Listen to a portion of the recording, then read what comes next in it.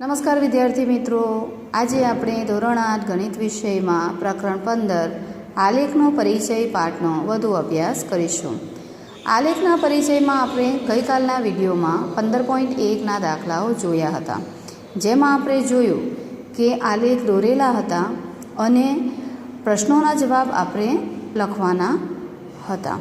હવે આપણે આગળ આજે આલેખને દોરીશું અને સ્વાધ્યાય 15.2ના દાખલાઓની ચર્ચા કરીશું. એટલે હવે આપણે શરૂ કરીએ 15.2. સ્વાધ્યાય 15.2 દાખલા નંબર 1 આલેખ નંબર 37. હવે આપણે જોઈએ 15.2માં પહેલો જે આલેખ છે એ બિંદુઓ આપેલા છે અને બિંદુઓને આપણે અંકિત કરવાના છે. એ બિંદુઓ શું એક જ રેખામાં છે એ ધ્યાન રાખવાનું છે. તો પહેલું જોઈએ, નીચેના બિંદુઓને આલેખપત્ર પર અંકિત કરો અને ચકાસણી કરો કે તે બધા એક જ રેખા પર આવેલા છે. તો અહીંયા આપણે જોઈએ એ તો કે 4 અને 0, બી 4 અને 2, 6 4 અને 6, ડી 4 અને 2.5. આ રીતે આપણે એને અંકિત કરવાના છે. તો અંકિત કરવા માટે આપણી પાસે પહેલાં તો OX ધરી અને OY ધરી જોઈશે. તો આપણે OY ધરી પર અને OX ધરી પર શું લઈશું?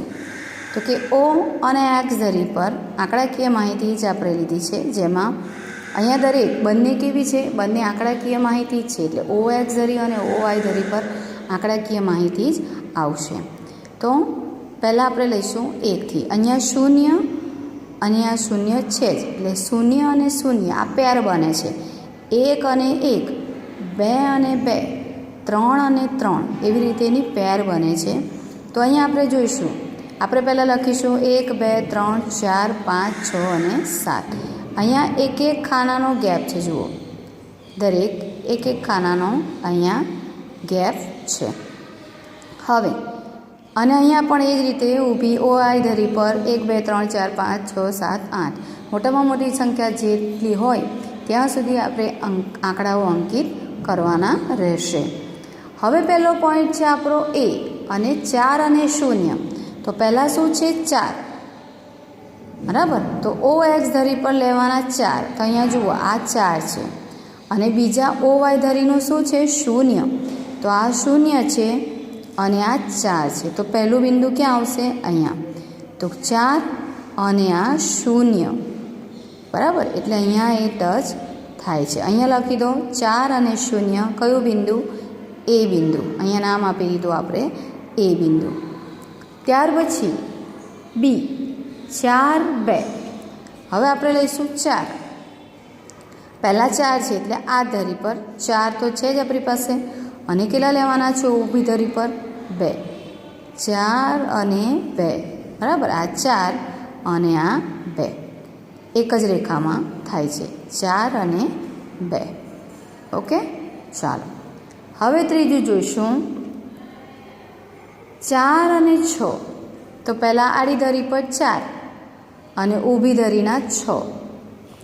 આ જુઓ 6, એટલે અહીંયા આવે છે 6. 4 અને 6 સી બિંદુ, બરાબર. હવે છે ડી 4 અને 2.5. તો 4 તો છે જ આપણી પાસે OX ધરી પરના, અને અહીંયા લઈશું આપણે 2.5. અહીંયા આપણા 2.5 નથી, તો કઈ રીતે લઈ શકીએ? તો કે 2 અને 3ની વચ્ચે આવે છે 2.5, બરાબર. તો અહીંયા આપણે આ 1 ખાનું, આ 2 ખાનું અને આ 3. તો ત્રીજું કેવું લઈશું? અડધું, અઢી. એટલે આ ત્રીજું ખાનું કેવું છે? અઢી. જુઓ અહીંયા અડધા પર મૂકેલું છે અને અહીંયા લખીશું આપણે 4 અને 2.5. 4 અને 2.5, બરાબર. 4 અને 2.5. હવે જુઓ અહીંયા શું પૂછેલું છે કે બધા જ બિંદુઓ એક જ રેખા પર આવેલા છે. તો અહીંયા આપણે જો રેખા દોરીએ તો આ બધા જ બિંદુઓ ક્યાં આવશે? તો કે એક જ રેખા પર આવશે. તો કે આપણે લખી શકીએ હા, બધા જ બિંદુઓ એક જ રેખા પર આવેલા છે.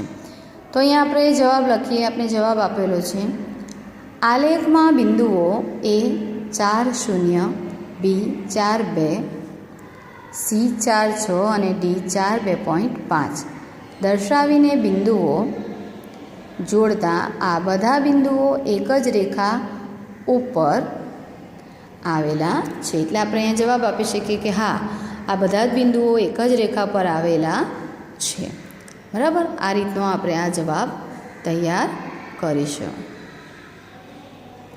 બરાબર, આ આપણો 15.2નો પહેલો દાખલો. ચલો આગળ સ્વાધ્યાય 15.2 દાખલા નંબર 1 બી, આલેખ નંબર 38. ચલો હવે આપણે બીજો આલેખ જોઈશું. આ જ રીતના આલેખો છે. નીચેના બિંદુઓને આલેખપત્ર પર અંકિત કરો અને ચકાસણી કરો કે તે બધા એક જ રેખા પર આવેલા છે. તો અહીંયા આપણે જોઈશું બધા જ બિંદુઓ એક જ રેખા પર આવેલા છે.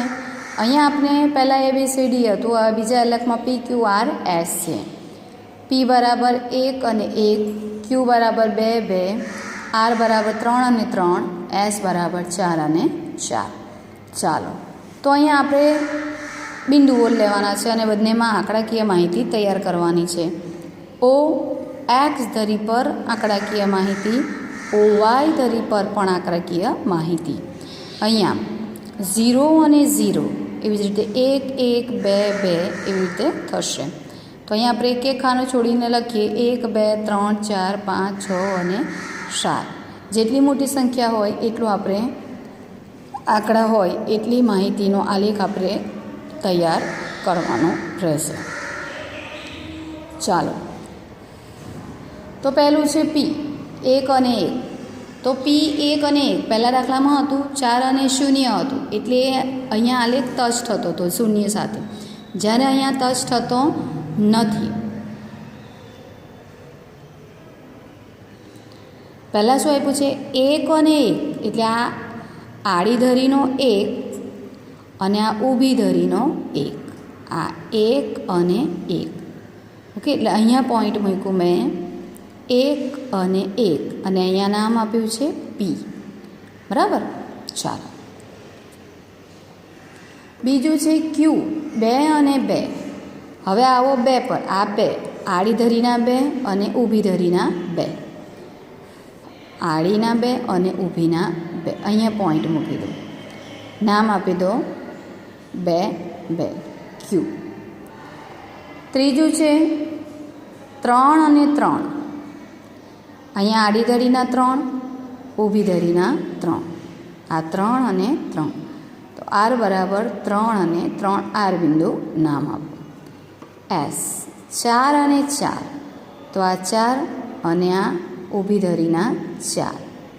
બરાબર, એટલે આ 4 અને 4. અહીંયા નામ આપ્યું S. તો અહીંયા જુઓ PQRS. અહીંયા બિંદુઓ આપણે લખી લીધા અને આ એક રેખા બની ગઈ PQRS. જે પણ એક શું કહે છે, એક જ રેખા પર, આ એક જ રેખા છે, આને આપણે જોઈન્ટ કરીશું બધા પોઈન્ટને તો એક જ રેખા બનશે. તો એક જ રેખા પર આવેલા આ બિંદુઓ છે. બરાબર, ચાલો જવાબ લખીશું. આલેખમાં બિંદુઓ P 1 અને 1, Q 2 અને 2, R 3 અને 3, S 4 અને 4 દર્શાવીને બિંદુઓ જોડતા આ બધા બિંદુઓ એક જ રેખા ઉપર આવેલા છે. અહીંયા લખી શકીએ આપણે કે આ બધા જ બિંદુઓ એક જ રેખા પર આવેલા છે.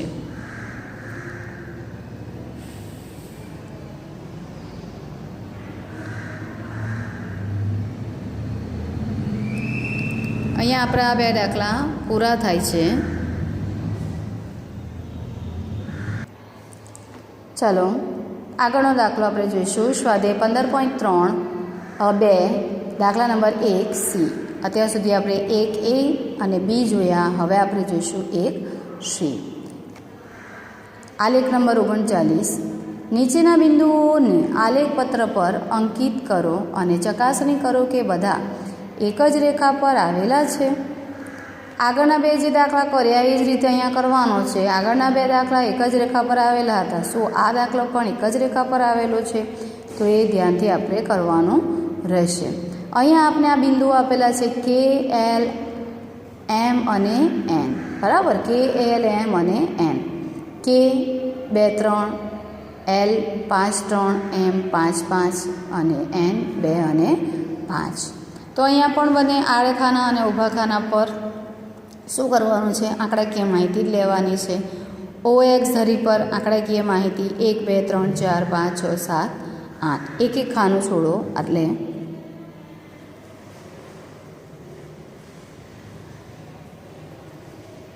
બરાબર. ચાલો, એવી રીતે ઊભી OY ધરી પર 1 2 3 4 5 6 7. ચાલો, OX ધરી અને OY પર આંકડાકીય માહિતી લખી દીધી. હવે આપણે જોઈશું કે 2 અને 3. તો પહેલાં છે 2, એટલે અહીંયા આડી લાઈનમાં 2 પર જાઓ અને ઊભી લાઈન પર 3 પર જાઓ.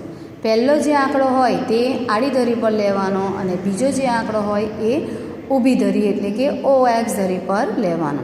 તો પહેલો અહીંયા છે 2 અને 3. બરાબર. ચાલો, તો આ 2 આડી ધરીના 2 અને ઊભી ધરીના 3 એટલે 2 અને 3. અહીંયા જુઓ, આ 2 અને આ 3, 2 3. શું નામ આપ્યું? કે. ઓકે. ત્યાર પછી L છે 5 3. હવે પહેલાં આડી ધરીના છે આ 5 અને ઊભી ધરીના 3. અહીંયા જુઓ, આ 5 ખાનું 5 અને આ ઊભી ધરીના 3. અહીંયા બિંદુ આપ્યું 5 3, એને આપ્યું છે L. બરાબર. ચાલો, ત્યાર પછી છે M 5 અને 5. અહીંયા જુઓ, 5 આડી ધરીના 5 અને ઊભી ધરીના 5. 5 અને 5. બરાબર.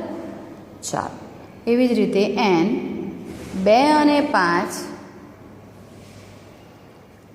આ 2 અને આ OY ધરીના 5, 2 અને 5. તો જુઓ, અહીંયા આપણે જોઈએ કે L M N.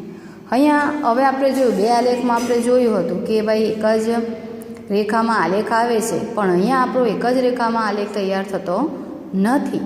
આ એક જ રેખા અહીંયા સીધી એક રેખા બનતી નથી, પણ જો આપણે આને જોઈન્ટ કરીશું તો શું બનશે? તો કે ભાઈ એક લંબચોરસ બનશે.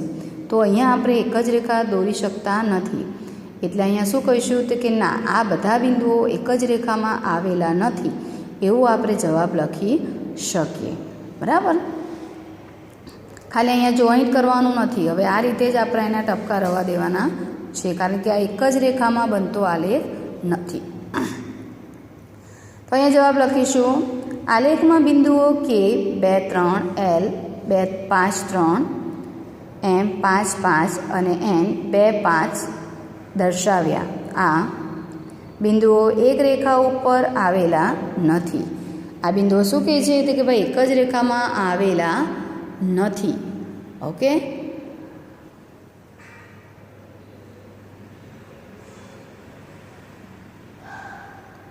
ચાલો, અહીંયા આપણો ત્રીજો આલેખ તૈયાર થયો. પહેલાં બે આલેખ જોયા જે એક જ રેખામાં આવતા હતા, જ્યારે ત્રીજા નંબરનો આલેખ એક જ રેખામાં આવતો નથી. બરાબર.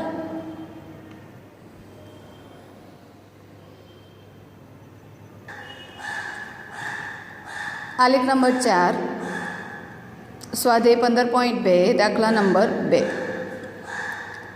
આલેખ 40. બરાબર. ચાલો, આગળ બિંદુઓ 2 3 અને 3 2માંથી પસાર થતી રેખા દોરો. આ રેખા x અક્ષ અને y અક્ષ પર બિંદુમાં છેડે તે બિંદુના નિર્દેશાંક દર્શાવો. ચાલો, અહીંયા આપણે જોઈએ OX ધરી અને OY ધરી. અહીંયા પણ આંકડાકીય માહિતી લીધી છે, દરેકમાં લઈએ છીએ એ રીતે 1 2 3 4 5 6 7 8 જેટલી મોટામાં મોટીમાંથી હોય ત્યાં સુધી આપણે એને આંકડાકીય માહિતી લખવાની રહેશે. ઊભી ધરી પર OY ધરી પર પણ 1 થી 8 અંક આપણે અંકિત કરેલા છે. હવે અહીંયા આપણે બે દાખલામાં આપણે જોયું કે અહીંયા 4 બિંદુઓ આપેલા હતા, બરાબર. આ 4 બિંદુઓ છે, જ્યારે અહીંયા એવા બિંદુઓ આપેલા નથી, ખાલી માત્ર 2 બિંદુઓ 2, 3 અને 3, 2 માંથી પસાર થતી રેખા દોરો. અને શું કહે છે? એક્સ અક્ષ અને વાય અક્ષ પર તે બિંદુ છેડે તેના નિર્દેશાંક લખો. એટલે કે 2, 3 અને 3 મેલમાંથી જે રેખા પસાર થાય છે એની ઉપર આપણે બિંદુઓ અંકિત કરવાના છે. તો પહેલાં જોઈએ આપણે બિંદુઓ 2 અને 3. તો મેં પહેલાં આગળ કીધું જ છે કે ભાઈ પહેલી જે માહિતી હોય એ આડી ધરી પર લો, ઓ એક્સ ધરી પર, અને બીજી માહિતી ઓ વાય ધરી પર લો. તો પહેલું છે આપણું 2. આ કેટલા છે? 2 અને 3. તો અહીંયા આપણે અંકિત કર્યું એક બિંદુ 2 અને 3. 2, આ 2 અને આ ઊભી ધરીના આ 3. તો અહીંયા લખ્યું 2 અને 3, બરાબર. ચાલો, ત્યાર પછી છે 3, 2. તો આ 3 અને આ 2, 3, 2. તો આ ઓ એક્સ ધરીના 3, આ ઓ એક્સ ધરીના 3 અને ઓ વાય ધરીના 2. અહીંયા 2 જ બિંદુઓ આપેલા છે, એ અને બી. હવે એવું કહે છે કે આમાંથી જે રેખા પસાર થાય છે અહીંયાથી, તો એ કયા કયા બિંદુમાં છેડે છે, શેમાંથી પસાર થાય છે. તો જો આપણે આ એક રેખા બનાવીશું આ બેને જોઈન્ટ કરતાં, તો એ આખી રેખા અહીંયાથી બનશે, બરાબર.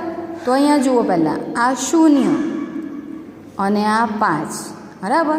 તો પહેલાં શું લખીશું? 5 અને 0, ત્યાં નામ આપીશું સી બિંદુ. અને અહીંયા આવે છે ડી, 0 અને 5, અહીંયા નામ આપીશું આપણે ડી, બરાબર. તો આપણા બિંદુઓ થઈ ગયા એ, બી, સી અને ડી. તો આ એક રેખા અહીંયાથી પસાર થાય છે, આપણે જોઈન્ટ કરીશું આને, અને એના બિંદુઓના નામ પણ આપણે આપી દીધા. માહિતી લખીએ આપણે થોડી. આલેખપત્રમાં બિંદુઓ એ 2, 3 અને બી 3, 2 ના સ્થાન નક્કી કર્યા. બિંદુઓ એ અને બીને જોડતી રેખા દોરતા રેખા એ બી એ એક્સ અક્ષને સી 5 અને 0 બિંદુઓમાં અને વાય અક્ષને ડી 0, 5 બિંદુમાં છેડે છે, બરાબર. આ રીતનો આલેખ તૈયાર થશે.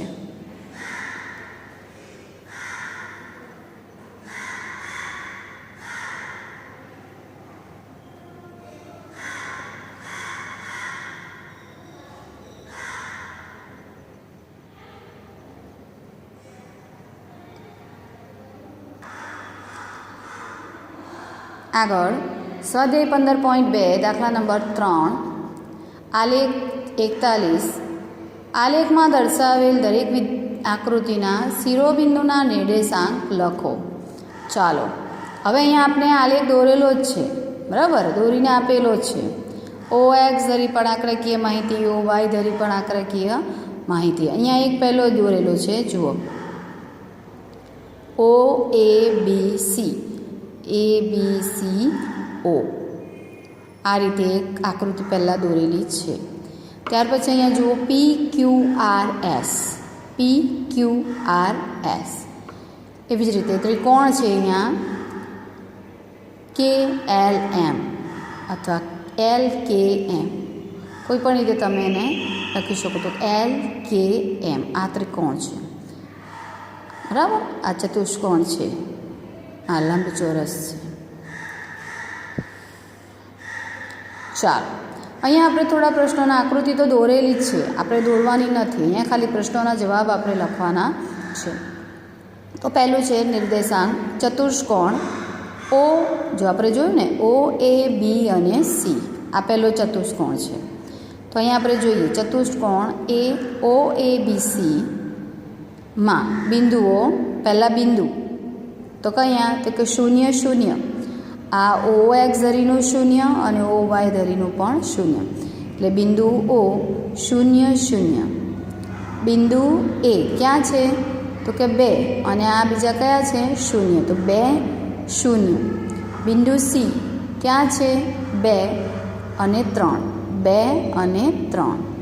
એવી જ રીતે સી 3 અને 0, 3 અને 0. જુઓ 0 0, બિંદુ એ 2 0, આ 2 અને આ 0. બિંદુ સી 2 3, આ 2 અને આ 3. અને બિંદુ ડી સી 0, આ 0 અને આ 3,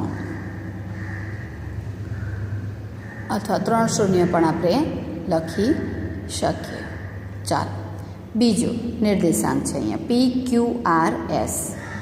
પહેલું આપેલું છે બિંદુ ચતુષ્કોણ પી ક્યુ આર એસ. બિંદુ પી છે. આ બિંદુ પી ક્યાં છે? જુઓ અહીંયા પી, આ પી 4 પર છે અને અહીંયા ઊભી ધરી પર 3 પર છે. તો કયા નિર્દેશાંક લખીશું? 4 અને 3. શું લખીશું? આ 4 અને આ 3. ચાલો પી ક્યુ એટલે ક્યુ અહીંયા આવીએ તો ક્યુ ક્યાં છે? તો કે 6 પર. અને આ અહીંયા ક્યાં છે? તો 1 પર. અહીંયા જુઓ આ 1 અને આ 6. તો અહીંયા શું લખીશું? 6 અને 1. આર પર આવીએ. આર ક્યાં છે? 6 પર. અને આડી ધરીના ઊભી ધરીના 5. ઓકે, શું લખીશું? 6 અને 5. એસ છે 4 અને આ બાજુ છે 7. એટલે શું લખીશું? 4 અને 7. જુઓ